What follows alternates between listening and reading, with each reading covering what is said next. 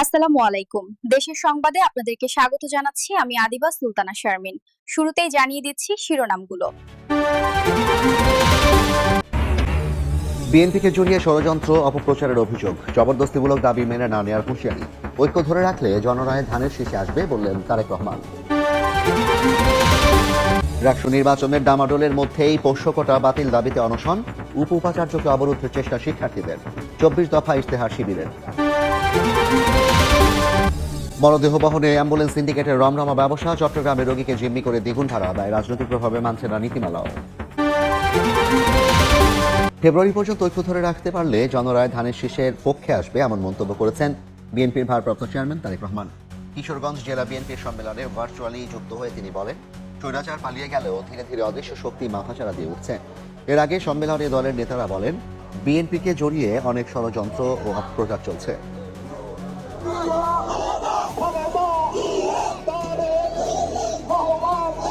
দীর্ঘ 9 বছর পর কিশোরগঞ্জ জেলা বিএনপির ত্রিবার্ষিক সম্মেলন শনিবার সকাল থেকে শহরের পুরাতন স্টেডিয়ামে আয়োজন স্থলে আসেন জেলার 21টি ইউনিটের নেতাকর্মীরা।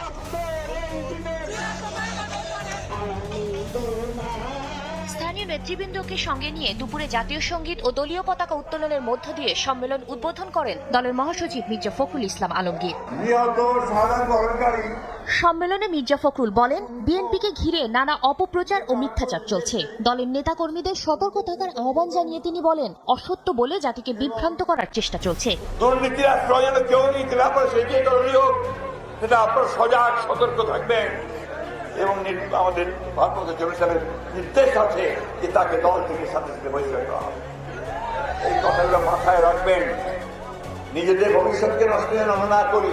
সম্মেলনে লন্ডন থেকে ভার্চুয়ালি যুক্ত হন বিএনপির ভারপ্রাপ্ত চেয়ারম্যান তারেক রহমান। বলেন, ফেব্রুয়ারি পর্যন্ত ঐক্য ধরে রাখতে পারলে জনরায় ধানের শীষের পক্ষে আসবে। কেউ যেন দলকে ব্যবহার করে ব্যক্তি স্বার্থ হাসিল করতে না পারে সে বিষয়ে সচেতন থাকতে হবে। জনগণের রায়, জনগণের মতামতের ভিত্তিতে, জনগণের সিদ্ধান্তের ভিত্তিতে একটি সরকার প্রতিষ্ঠিত হতে হবে। আগামী ফেব্রুয়ারি মাস পর্যন্ত প্রত্যেকটি নেতা কর্মী এরকম ইস্পাতের মতন ঐক্যবদ্ধ থাকতে পারে, ইনশাল্লাহ আমরা একটি সফল জনরায় আমাদের পক্ষে আনতে সক্ষম হব। বিএনপির নাম ব্যবহার করে তাদের ব্যক্তি স্বার্থ হাসিল করতে না পারে। কেউ যেন আমাদের নাম ব্যবহার করে জনগণের মধ্যে আমাদের সম্পর্কে বিভ্রান্তি ছড়াতে না পারে, এই ব্যাপারে আপনাদের প্রত্যেককে দায়িত্ব গ্রহণ করতে হবে। তারেক রহমান আরো বলেন, স্বৈরাচার পালিয়েছে কিন্তু অদৃশ্য শক্তি ধীরে ধীরে মাথা জ্বালা দিয়ে উঠছে। যে কোনো মূল্যে আমাদেরকে ঐক্যবদ্ধ থাকতে হবে। রাষ্ট্র নির্বাচনের ডামাডোলের মধ্যেই পোষ্যকোটা বাতিল দাবিতে অনশনের শিক্ষার্থীরা। রাজশাহী বিশ্ববিদ্যালয়ের উপ উপাচার্যকে অবরুদ্ধের চেষ্টা করেন আন্দোলনকারীরা। এদিকে ক্যাম্পাসে গণসংযোগ করছেন ছাত্রদল সহ বিভিন্ন প্যানেলের প্রার্থীরা। 24 দফা ইশতেহার ঘোষণা করেছে ছাত্র শিবির সমর্থিত প্যানেল। রাষ্ট্র নির্বাচনের প্রচারণা যখন তুঙ্গে, তখন পোষ্যকোটা ইস্যুতে মুখোমুখি অবস্থানে রাজশাহী বিশ্ববিদ্যালয়ের শিক্ষার্থী ও শিক্ষকরা। শিক্ষার্থীদের আন্দোলনে অবরুদ্ধের চেষ্টা করা হয় উপ উপাচার্যকে। পোষ্যকোটা বাতিলের দাবিতে শুক্রবার বিকেল থেকে প্রশাসনিক ভবনের সামনে অবস্থান নিয়ে কাফনের কাপড় পরে আমরণ অনশন করছেন শিক্ষার্থীরা। শনিবার বিকেলে প্রশাসন ভবনের সামনে উপ উপাচার্য মোহাম্মদ মঈনুদ্দিনের গাড়ি অবরুদ্ধ করে রাখেন শিক্ষার্থীরা। এরপর গাড়ি থেকে বের হয়ে উপাচার্যের বাসভবনে প্রবেশ করার চেষ্টা করলে সেখানেও তাকে বাধা দেয়া হয়। পরবর্তীতে শিক্ষার্থীদের সঙ্গে অনেকটা ধস্তাধস্তি করে জরুরি ভবনের ভেতরে প্রবেশ করেন উপ উপাচার্য। সব কমিউনিটির সকলের সাথে আলাপ আলোচনা করেই এবং বিভিন্ন বিশ্ববিদ্যালয়ের সিচুয়েশন পর্যালোচনা করেই যে সকল বিশ্ববিদ্যালয় এ ধরনের কোটা ছিল বাতিল করেছে, তারা কিভাবে সমাধান করেছে, সেই সব অভিজ্ঞতাকে কাজে লাগিয়েই আমরা কিন্তু একটা সিদ্ধান্ত নিয়েছি। এদিকে সকালে নির্বাচনের ইশতেহার ঘোষণা করে ছাত্র শিবির সমর্থিত সম্মিলিত শিক্ষার্থী জোট। জুলাইয়ের আকাঙ্ক্ষা বাস্তবায়ন, আবাসিক শিক্ষার্থীদের অধিকার সংরক্ষণ সহ 24 দফা ইশতেহার ঘোষণা করেন ভিপি প্রার্থী। পোষ্যকোটার মতো একটা মীমাংসিত ইস্যুকে সামনে নিয়ে এসে রাকসু বানচাল করার ষড়যন্ত্র করতে চায়, তাহলে আমরা তাদেরকে হুঁশিয়ারি করে দিতে চাই যে 25 তারিখে রাকসু নির্বাচন বাস্তবায়ন করার ক্ষেত্রে সকল শিক্ষার্থী একমত। এদিকে ক্যাম্পাসের বিভিন্ন স্থানে প্রচারণা চালান ছাত্রদল সমর্থিত জিএস প্রার্থী নাফিউল ইসলাম জীবন। লিফলেট বিতরণের পাশাপাশি শিক্ষার্থীদের নানা প্রতিশ্রুতি দেন তিনি। অন্যান্য প্যানেলের বিভিন্ন পদে নির্বাচন করা প্রার্থীরাও ক্যাম্পাসে গণসংযোগ করেন। দীর্ঘ 35 বছর পর যে রাষ্ট্র নির্বাচন হচ্ছে সেটা শিক্ষার্থীদের আশা আকাঙ্ক্ষার প্রতিফলন ঘটাবে এবং যে ভোটের অধিকার থেকে বঞ্চিত ছিলাম আমরা যারা নতুন প্রজন্ম তারা আমরা ভোটের অধিকার প্রয়োগ করবো আগামী 25 তারিখ। তফসিল অনুযায়ী আগামী 23 সেপ্টেম্বর পর্যন্ত চলবে রাষ্ট্র নির্বাচনের প্রচারণা। এরপর 25 সেপ্টেম্বর ছাত্র প্রতিনিধি নির্বাচনে ভোটাধিকার প্রয়োগ করবেন রাজশাহী বিশ্ববিদ্যালয়ের শিক্ষার্থীরা। যারা জুলাই আন্দোলন ও গ্রাফিতির বিরুদ্ধে তারা আর কখনো ফিরে আসবে না বলে মন্তব্য করেছেন স্বরাষ্ট্র উপদেষ্টা লেফটেন্যান্ট জেনারেল অবসরপ্রাপ্ত মোহাম্মদ জাহাঙ্গীর আলম চৌধুরী। দুপুরে গণ অভ্যুত্থানে শহীদদের স্মরণে মুন্সিগঞ্জের মাওয়া প্রান্তে অঙ্কিত গ্রাফিতি জুলাই বীরত্ব ও জুলাই আত্মত্যাগের উদ্বোধনকালে তিনি একথা বলেন। গ্রাফিতিতে এক জায়গা পেয়েছে জুলাই আন্দোলনের বীর যোদ্ধা রিক্সা চালক মাহমুদ সুজন, আন্দোলনে নারী শিক্ষার্থীদের বীরত্ব, রংপুরের শহীদ আবু সাইদ ও নিহত শহীদ গোলাম নাফিজ। বীরত্ব ও জুলাই আত্মত্যাগ নামের গ্রাফিতি আমাদের মনে করিয়ে দেবে স্বাধীনতা ও গণতন্ত্রের জন্য তরুণ সমাজ কিভাবে আত্মত্যাগে নজির স্থাপন করেছিল।